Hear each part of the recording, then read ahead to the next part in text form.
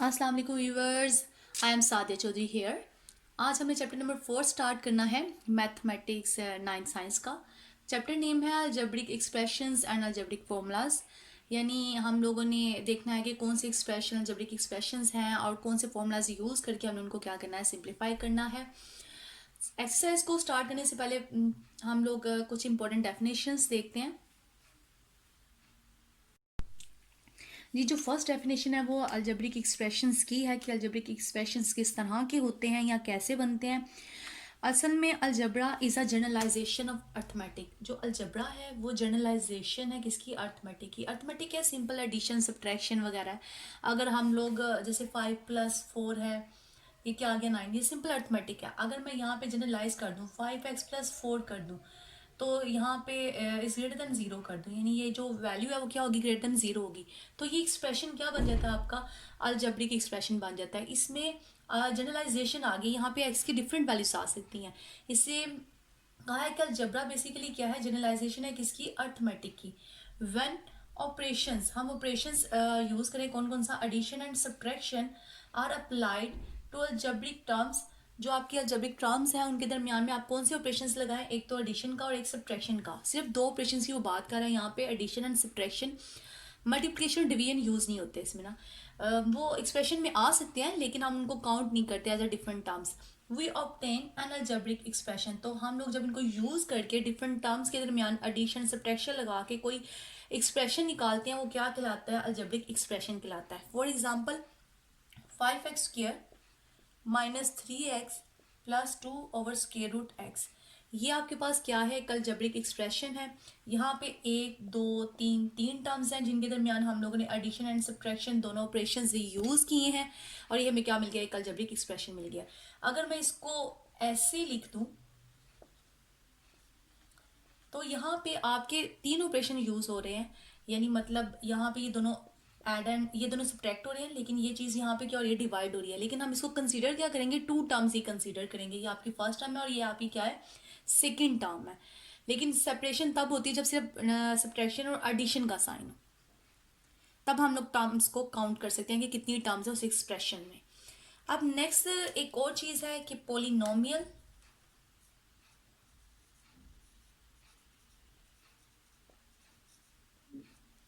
कि पोलिनोमियल क्या है? आपका एक्सप्रेशन इस तरह का, p(x) is equal to an x raise to power n plus an-1 x raise to power n-1 plus so on plus a1x plus a0 equal to 0।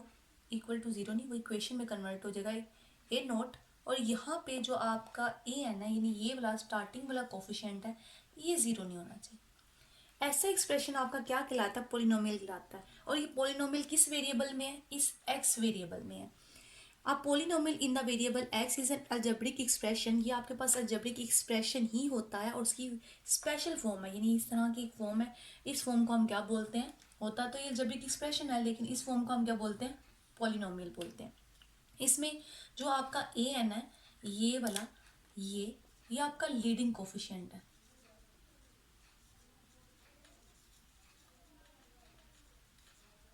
और जो आपका ये एन है, ये आपका degree of the polynomial.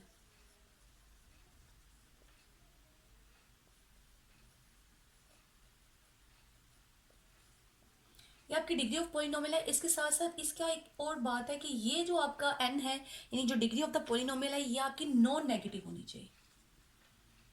Non negative लिख लें। And साथ में क्या होनी चाहिए? इंटीजर होनी चाहिए। इंटीजर का मतलब यह है कि एन आपका बिलोंग करना चाहिए कि इसमें जी में बिलोंग करना चाहिए। जी आपका क्या कौन सा सेट होता है? आपका +-1 +-2 +-3 एंड सो ऑन। लेकिन यहाँ वर्ड यूज किया है उसने नॉन नेगेटिव, तो ये सारे नेगेटिव वाले मेंबर्स इसमें से चले जाएंगे। और यहाँ पे 0 भी होता है। 0 +1 +2 +3, यानी आपने कौन सा वाला जी यूज करना है? 0 1 2 3 पॉजिटिव वाला। यानी एक तो नॉन नेगेटिव का मतलब यह है कि आपने कौन सा यूज करना है? पॉजिटिव वाला।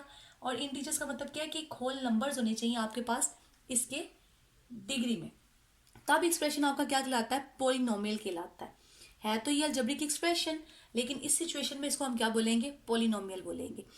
अब नेक्स्ट चलते हैं आगे। रैशनल नंबर के बारे में पहले भी बताया हुआ है कि रैशनल नंबर आपका बेसिकली इस तरह का नंबर होता है जिसको हम पी ओवर क्यू की फॉर्म में लिख सकते हैं, और क्यू आपका जीरो के इक्वल नहीं होता, और पी और क्यू आपके दोनों बिलोंग करने चाहिए किसमें, जेड ऑफ इंटीजर्स में बिलोंग करने चाहिए।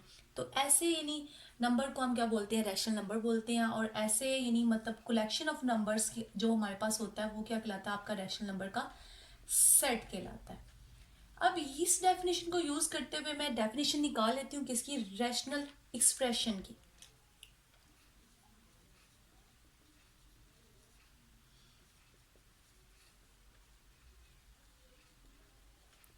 अब रैशनल एक्सप्रेशन की डेफिनेशन कैसे निकलेगी, आपके पास अगर दो पॉलिनोमियल्स हैं, एक पी ऑफ एक्स एंड एक क्यू ऑफ एक्स, ये दो पॉलिनोमियल्स हैं, अगर आप इनको डिवाइड कर देते हैं इस तरह से, और आपकी जो क्यू ऑफ एक्स वाली पॉलिनोमियल है ये आपकी क्या जीरो नहीं होनी चाहिए, तो इस सिचुएशन में जो ये आपका क्वोशंट है ये आपका क्या कहलाता है, रैशनल एक्सप्रेशन कहलाता है।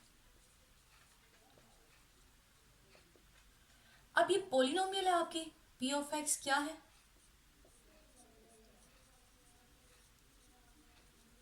पॉलिनोमियल है। और पॉलिनोमियल की जो खास बात है कंफर्म करने के लिए, एक तो ये होना चाहिए कि उसकी जो डिग्री है वो क्या होनी चाहिए, नॉन नेगेटिव एंड इंटीजर होनी चाहिए। ये चीज नोट करनी है कि आपकी जो पॉलिनोमियल है, जो एक्सप्रेशन है, क्या उसकी डिग्री नॉन नेगेटिव और इंटीजर है, तभी वो आप उसको क्या बोल सकते हैं, पॉलिनोमियल बोल सकते हैं। तो ऐसे दो पॉलिनोमियल्स जब हम डिवाइड करते हैं तो हमें क्या मिलता है, रैशनल एक्सप्रेशन मिलता है। चलिए आप एक्सरसाइज की तरफ चलते हैं।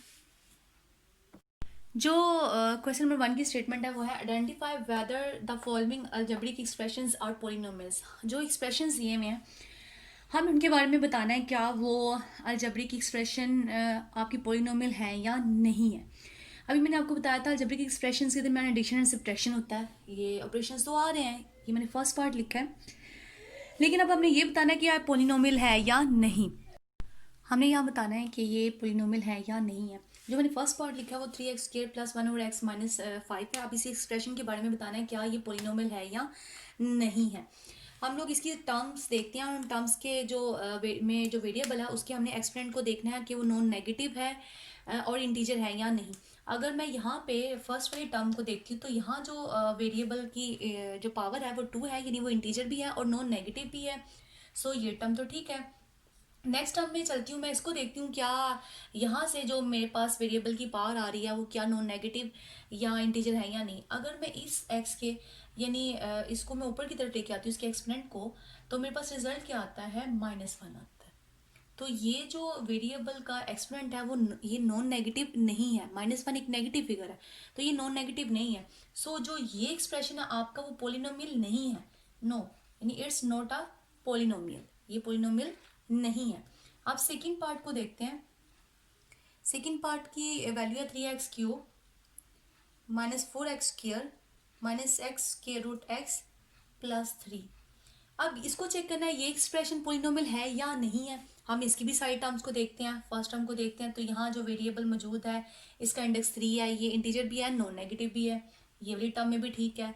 जब मैं इस टर्म पे आती हूँ तो मुझे क्या मिलता है, इस एक्स के साथ जो एक्स है इसका एक्सपोनेंट 1/2 है, ये इंटीजर नहीं है क्योंकि 1/2 इज नॉट अ इंटीजर, ये फ्रैक्शन में वैल्यू है, इसको आप बोल सकते हो रैशनल नंबर बोल सकते हो, ये इंटीजर नंबर नहीं है। सो इस टर्म पे आके मुझे ये पता चला कि यहाँ पे जो मुझे एक्सपोनेंट मिलता है वो नॉन नेगेटिव तो है लेकिन इंटीजर नहीं है। इस वजह से ये वाला एक्सप्रेशन भी आपकी पोलिनोमियल नहीं है। अब नेक्स्ट चलते हैं, थर्ड वाली पार्ट को देख लेते हैं। वो है x² -3x +√2, ये एक्सप्रेशन है। अब इसको देखते हैं, यहाँ पे जो वेरिएबल का इंडेक्स है वो 2 नॉन नेगेटिव भी है इंटीजर भी है। यहाँ पे देखते हैं, यहाँ पे भी क्या है, 1 नॉन नेगेटिव भी है इंटीजर भी है। तो ये आपके पास क्या होगी, एक पोलिनोमियल है, यानी यस ये पोलिनोमियल है। ये एक्सप्रेशन आपका क्या देता है, आपको पोलिनोमियल देता है। अब जो ये आप अगर इसको देखें और समझे कि यहाँ पे जो पावर है वो 1/2 है, इससे फर्क नहीं पड़ता, ये आपकी कांस्टेंट टर्म है, ये आपकी वेरिएबल नहीं है। वेरिएबल की जो इंडेक्स, वेरिएबल का जो इंडेक्स है एक्सपोनेंट है वो नॉन नेगेटिव और आपका इंटीजर होना चाहिए। क्वेश्चन नंबर 2 करते हैं आप। क्वेश्चन नंबर 2 है state whether each of the following expressions is a rational expression और नॉट। हमने बताना है कि जो हमारे पास गिवन पार्ट्स हैं क्या वो पार्ट्स आपके रैशनल एक्सप्रेशन हैं या नहीं। रैशनल एक्सप्रेशन के लिए मैंने आपको बताया है कि आपके पास दो पोलिनोमियल्स होती हैं और जब हम उनको क्या कर देते हैं डिवाइड कर देते हैं और जिसमें से क्यू ऑफ एक्स आपका ज़ीरो नहीं होना चाहिए, तो ऐसा यानी जो रिलेशन है आपका क्या कहलाता है, रैशनल एक्सप्रेशन कहलाता है। अब इसको हमें चेक करना है कि क्या ये रैशनल एक्सप्रेशन है या नहीं है। अब सबसे पहले मुझे यहीं से पता चल रहा है कि यहाँ पे जो इंडेक्स है वो 1/2 है और किसी भी पोलिनोमियल के लिए हमने बताई थी कंडीशन कि उसका जो इंडेक्स होता है जो वेरिएबल की पावर होती है वो आपकी नॉन नेगेटिव और इंटीजर होनी चाहिए, जबकि वो यहाँ पे इंटीजर नहीं है। ये फंक्शन ये वाला रिलेशन भी आपका एक्सप्रेशन भी क्या है, पोलिनोमियल नहीं है। ये वाला एक्सप्रेशन भी आपका पोलिनोमियल नहीं है। So it's not a rational expression. तो ये आपका रैशनल एक्सप्रेशन नहीं है। अब एक सेकंड पार्ट और देख लेते हैं। X cube minus 2x² plus k√3। अब नेक्स्ट 2 + 3x - x²। अब यहाँ पे अगर हम देखें तो ये भी आपकी एक पोलिनोमियल है, ये भी आपकी पोलिनोमियल है। पोलिनोमियल होती कैसे है, उसकी क्या कंडीशंस है वो मैं आपको बता चुकी हूँ। अब आप क्लियरली देख सकते हैं कि जो ये वाला एक्सप्रेशन है ये आपको पोलिनोमियल दे रहा है और ये वाला एक्सप्रेशन भी क्या है, पोलिनोमियल है। और ये दोनों ठीक है और इसका मतलब हमने कहा था कि जब दो पोलिनोमियल्स डिवाइड होती हैं तो हमें क्या मिलता है, रैशनल एक्सप्रेशन। तो ये क्या है, yes it is a rational expression. इसी तरह से आप बाकी पार्ट भी चेक कर लेंगे कौन से रैशनल एक्सप्रेशन है और कौन से वाले नहीं है। Reduce the following rational expression to the lowest form, यानी आपके पास जो रैशनल एक्सप्रेशन है आपने उसको क्या करना है, सिंप्लीफाई करना है और लोएस्ट फॉर्म तक लेके जाना है। यानी जिस हद तक वो सिंप्लीफाई हो सकता है आपने उसको क्या करना है, सिंप्लीफाई करना है। अगर मैं फर्स्ट पार्ट लिखती हूँ तो फर्स्ट पार्ट आपके पास 120x² y³ डिवाइडेड बाय है 30x3 y एंड z²। अब इसको मैंने सॉल्व करना है। इसको जब मैं सॉल्व करूंगी तो एक तो 31 था, 30 एंड 34 दा क्या आ जाएगा आपके पास, 120 आ जाएगा। तो ये आ गया 4x² y³ z5 and z³ y and z²।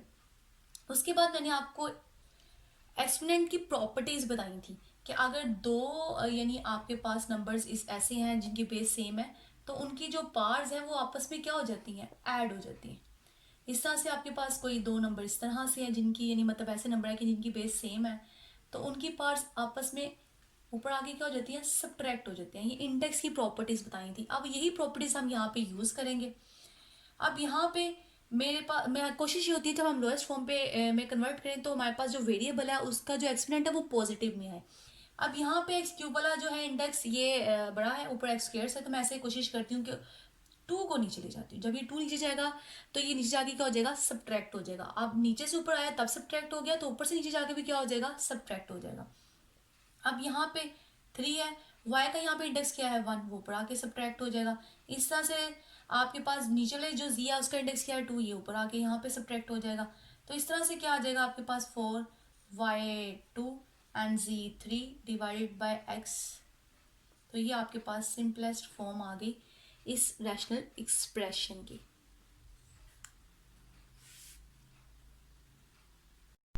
अब जो मैंने एक्सप्रेशन लिखा है वो थर्ड वाला लिखा है, यानी थर्ड वाला पार्ट लिखा है। इसको भी हमने सिंप्लीफाई करना, लोएस्ट फॉर्म तक जाना है। तो इसको भी सॉल्व करते हैं।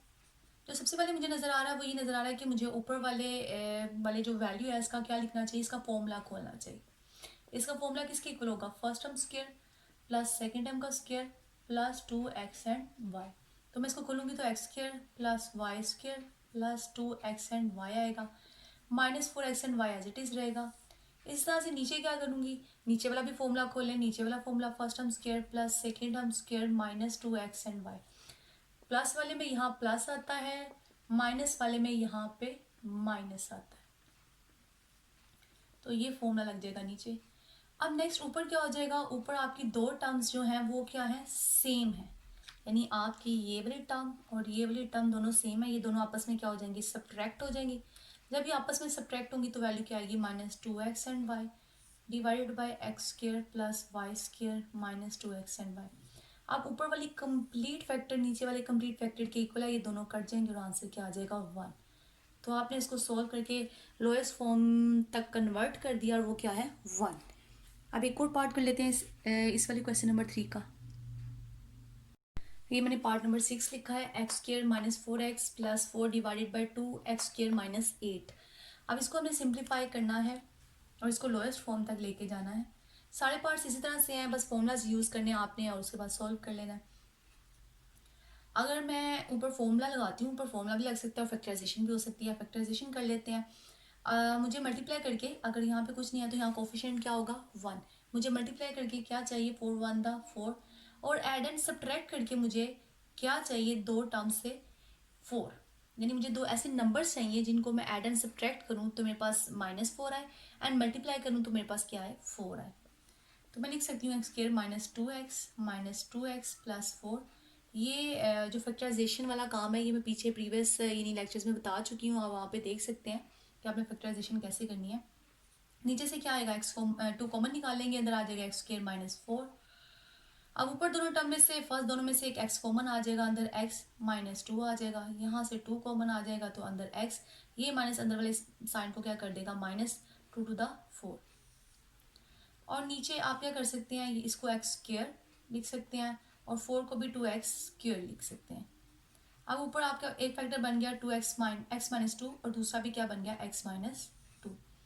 नीचे आप क्या करेंगे, यहाँ आपका फॉर्मूला लगेगा कि अगर दो टर्म्स आपकी सेम हो और वो मल्टीप्लाई होती हैं तो किसकी इक्वल होती है, a स्क्र -b स्क्र।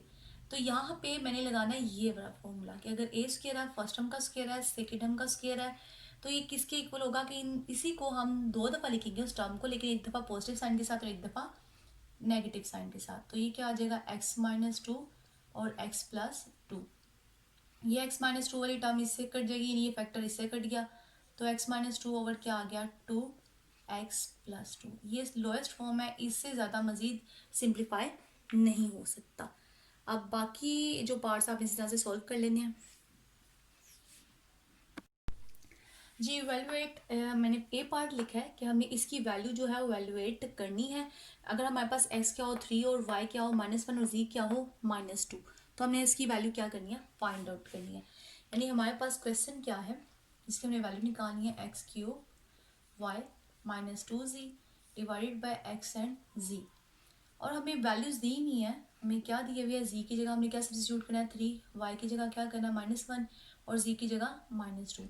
ऐसे काफ़ी सारे क्वेश्चंस आप प्रीवियस क्लासेस में कर चुके हुए हैं और ये बहुत इजी क्वेश्चन है। आपने यहाँ 3 लगाया है, इसकी पावर क्या नहीं है 3, और y क्या है -1 और 2 एज इट इज़, और z क्या है -2 डिवाइडेड बाई x क्या आ गया 3 एंड z क्या आ गया -2।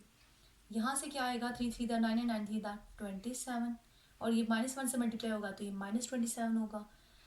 नेक्स्ट ये माइनस इसको क्या कर देगा प्लस, 2 टू द क्या आ गया 4 डिवाइडेड बाय 3 टू द -6 आ जाएगा। नेक्स्ट 27 में से जब हम 4 को सब्ट्रैक्ट कर देंगे तो हमारे पास क्या आएगा -23 डिवाइडेड बाय -6। ये दोनों माइनस एक दूसरे को कैंसिल कर देंगे तो वैल्यू आएगी 23/6। ये आपका आंसर आ गया। मज़ीद आप इसको डिवाइड करके भी सिंप्लीफाई कर सकते हैं। 6 3 दा क्या आएगा 18, और यहाँ से क्या आ जाएगा 5, तो आप इसको लिख सकते हैं 3 सही 5/6। तो मज़ीद इसको सिंप्लीफाई भी कर लिया हमने।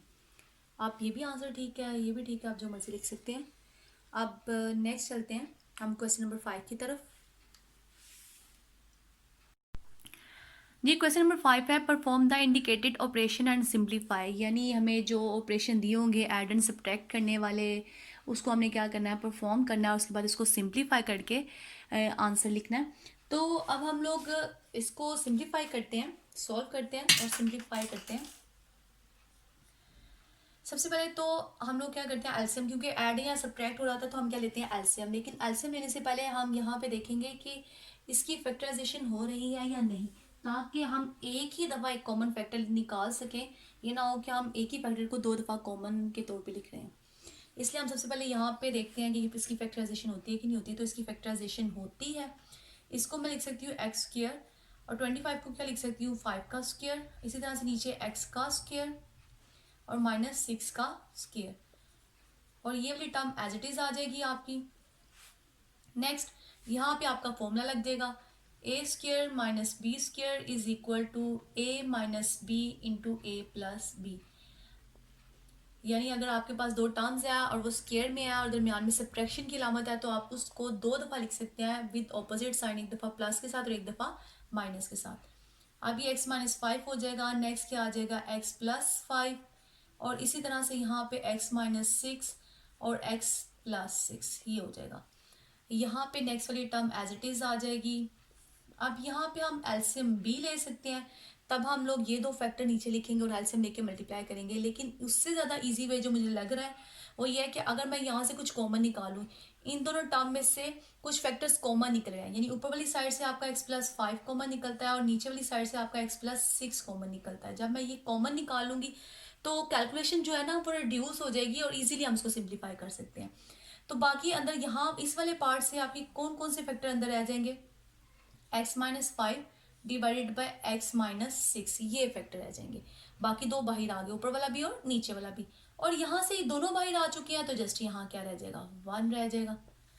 अब मैं क्या करती हूँ, जो ब्रैकेट में अंदर मेरे पास वैल्यूज हैं उनको सिंप्लीफाई कर लेती हूँ। जब मैं इनको सिंप्लीफाई करूंगी तो मुझे क्या लेना पड़ेगा, एलसीएम x माइनस 6, इसके नीचे कुछ नहीं है तो इसके नीचे क्या होता है, यानी डिनोमिनेटर में क्या है 1 है, तो 1 के टेबल में ये चीज या ये फैक्टर कब आएगा, x माइनस 6 भी आएगा। तो इसका मतलब है ऊपर वाली फिगर 1 से जब मल्टीप्लाई होगी 1.1 माइनस 6, तो क्या आएगी 1 माइनस x माइनस 6 ही आएगी। नेक्स्ट क्या कर दूंगी, मैं साइन ऑपरेट कर देती हूँ, ये माइनस एक्स प्लस 6 हो जाएगा। नीचे क्या आएगा x माइनस 6, ये दोनों कट गए, और उसके बाद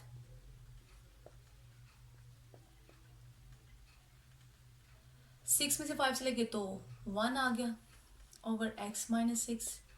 तो आप इसको दोबारा से मल्टीप्लाई करके लिख सकते हैं x plus 6 into x minus 6। यहाँ तक भी आपका आंसर ठीक है। अगर दोबारा से इसको फॉर्मूले में आप बंद करके लिखना चाहें तो इसको लिख सकते हैं x square minus 36 by this formula. तो ये आपका क्या आ गया आंसर। वैसे तो ये आंसर भी आपका ठीक है, इससे ज़्यादा मजीद सिंप्लीफाई नहीं हो सकता। अब एक और क्वेश्चन देख लेते हैं हम लोग। मैंने पार्ट नंबर 5 लिखा है। पार्ट नंबर 5 क्या है कि x minus 2 divided by x square plus 6x plus 9 minus x plus 2 divided by 2x square minus 18। यहाँ पे भी हमने क्या करना है, जो ऑपरेशन है सब्ट्रैक्शन का इसके दरमियान में, हमने उसको क्या करना है, सॉल्व करना है, परफॉर्म करना है। उसके बाद हम इसको क्या करना है, सिंप्लीफाई करना है। चलें स्टार्ट करते हैं।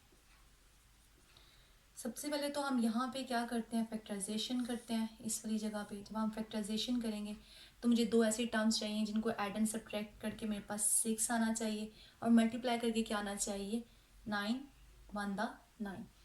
तो मैं लिख सकती हूँ x square plus 3x plus 3x plus 9। 3 3 का क्या हो जाएगा 9, और 3 और 3 ऐड होके क्या हो जाएंगे 6। और यहाँ से मैं 2 कॉमन निकाल लेती हूँ, अंदर आ जाएगा एक्स स्क्वायर माइनस 9। अब नेक्स्ट क्या आएगा x minus 2 divided by x common आ गया तो x प्लस 3, यहाँ से 3 कॉमन आ गया तो अंदर x प्लस 3 3 था 9 आ जाएगा। यहाँ से x प्लस 2 आ गया, नेक्स्ट 2, इसको मैं लिख सकती हूँ एक्स स्क्वायर माइनस 3 का स्क्वायर। अब यहाँ से x माइनस 2 डिवाइडेड बाय क्या आएगा, एक फैक्टर x प्लस 3 आएगा, एक फैक्टर आपका x प्लस 3, यानी दूसरे वाला भी x प्लस 3 ही है।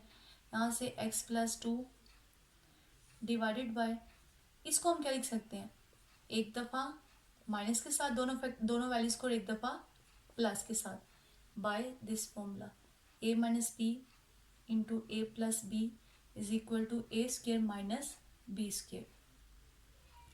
अब नेक्स्ट इसके बाद हम लोग क्या करेंगे, अब कुछ फैक्टर अगर कॉमन निकलते हैं तो हम उसको बाहर निकाल लेते हैं ताकि सिंप्लीफिकेशन जो है ज़रा इजी हो जाए। इसमें से नीचे से एक फैक्टर कॉमन निकलता है x प्लस 3, वो मैं बाहर निकाल लेती हूँ।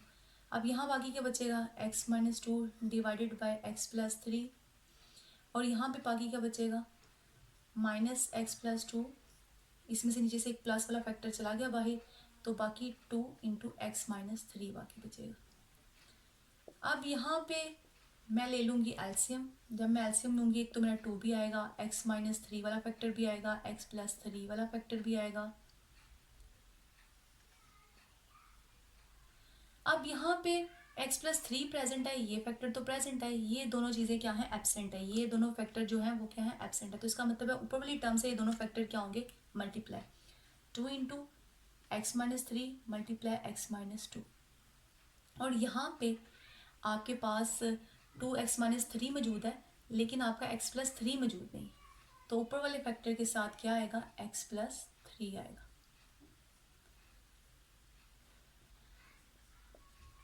अब हम ऊपर मल्टीप्लाई कर लेते हैं फैक्टर्स को। 2 एज इट इज, यहाँ से x से होगा तो एक्स स्क्र, यहाँ से ये x 2 से होगा तो -2x, ये 3 से होगा तो -3x and 3 to the plus 6, ये आ जाएगा।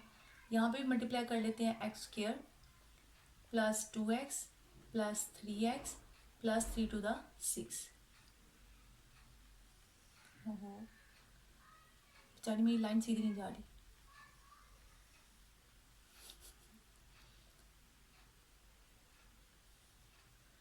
यहाँ पे 2x-3 and x plus 3 as it is आ गया।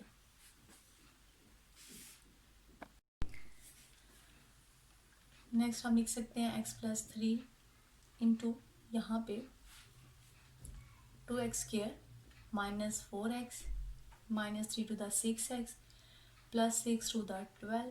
और यहाँ पे ये जो बाहर वाला साइन है ये अंदर वाले सारे साइंस चेंज कर देगा।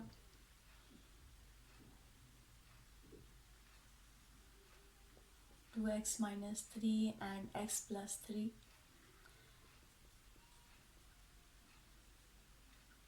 अब यहाँ पे 2x² में से ये x² सब्ट्रैक्ट हो गया तो खाली x² बचा। ये 6 एंड 4 माइनस 10x हो गए और ये 3 एंड 2 क्या हो गए, -5, यानी टोटल -15x आ गया। 6 एंड 4 10, 10 एंड 3 13 एंड 2 15। अब 12 में से 6 चले गए तो बाकी +6 आया। और नेक्स्ट नीचे क्या आएगा, 2 into x minus 3 and x plus 3। अब इससे ज़्यादा ये सिंप्लीफाई नहीं हो सकता। आपकी जो न्यूमिनेटर है वो यही होगा, 6x² minus x² minus 15x plus 6 divided by 2 as it is, x minus 3 as it is. ये वाला फैक्टर और ये वाला फैक्टर मैं आपस में कंबाइन कर देती हूँ, ये इसके ऊपर क्या आ जाएगा, स्केयर आ जाएगा। तो ये आपका क्या हो गया, सिंप्लीफाई हो गया। आपने ऑपरेशन भी परफॉर्म कर लिया, साथ में उसको सिंप्लीफाई भी कर लिया। जी क्वेश्चन नंबर 6 है, perform the indicated operations and simplify. तो ये मेरे पास इस क्वेश्चन नंबर 6 का फर्स्ट पार्ट है, x² minus 49 into 5x plus 2 divided by x plus 7। ये भी क्वेश्चन नंबर 5 की तरह है। वहाँ पे ऑपरेशन शो किए गए थे सब्ट्रैक्शन और एडिशन वाले, यहाँ पे मल्टीप्लिकेशन और डिवीजन वाले हैं। तो उसी तरह से हमें इसको सॉल्व करना बस, बट वहाँ पे एलसीएम लिया था, यहाँ पे एलसीएम लेने की जरूरत नहीं है। यहाँ पे वैसे ही कटिंग हो सकते हैं फैक्टर्स और जो डिवीजन है वो मल्टीप्लिकेशन में चेंज की जाएगी। यहाँ पे जो सबसे पहले है मैं इसकी फैक्टराइजेशन करती हूँ। ये क्या होगा, x² माइनस 7 का स्क्वायर, इसकी फैक्टराइजेशन की जा सकती है ऐसे। और 5x plus 2 divided by x plus 7। तो बाय दिस फॉर्मूला हम लोग क्या कर सकते हैं, इसको एक दफ़ा पॉजिटिव में लिख सकते हैं, इन दोनों टर्म्स को एक दफ़ा नेगेटिव में लिख सकते हैं।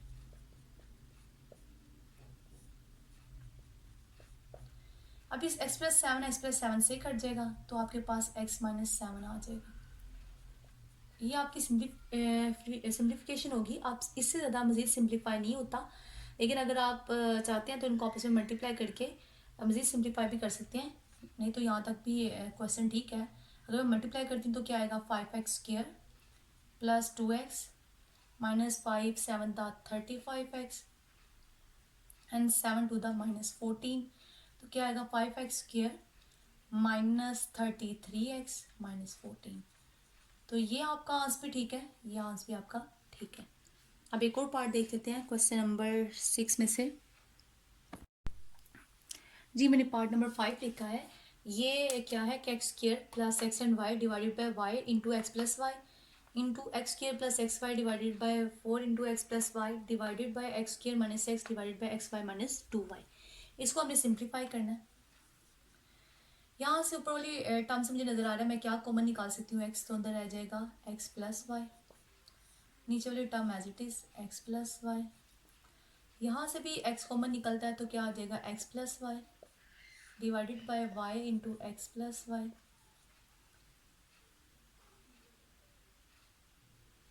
और नेक्स्ट क्या है, इसमें से भी आपका एक्स कॉमन निकलेगा तो एक्स माइनस वन, नेक्स्ट नीचे से वाई कॉमन निकलेगा तो एक्स माइनस टू। उसके बाद ये जो फैक्टर है ये आपको ऊपर नीचे भी कर सकता है, यहाँ से ऊपर नीचे कट गया तो आपके पास रिजल्ट क्या आ गया x square divided by y square divided by x into x minus one divided by y into x minus two. अब जो ये डिवीजन है इसको मैं किस में कन्वर्ट कर देती हूँ, इसको मल्टीप्लिकेशन में, तो जो आपका डिनोमिनेटर है वो ऊपर न्यूमिनेटर बन जाएगा और जो न्यूमिनेटर है वो क्या बन जाएगा डिनोमिनेटर बन जाएगा। तो y into x minus two divided by x x minus one. तो यहाँ पे आपका एक y से एक y से कर देगा, ये एक x से एक x से कर देगा, तो रिजल्ट क्या आएगा x into x minus to और y into x minus one. ये आपकी सिंप्लीफिकेशन हो गया है, यहाँ तक आपका आंसर ठीक है। इस तरह से बाकी पार्ट भी आप लोग सॉल्व कर लीजिएगा। 4.1 एक्सरसाइज हमारी कंप्लीट हो गया है। इंशाल्लाह नेक्स्ट लेक्चर में हम 4.2 सॉल्व करेंगे। मेरे चैनल को सब्सक्राइब और लाइक ज़रूर कीजिए। अल्लाह हाफिज़।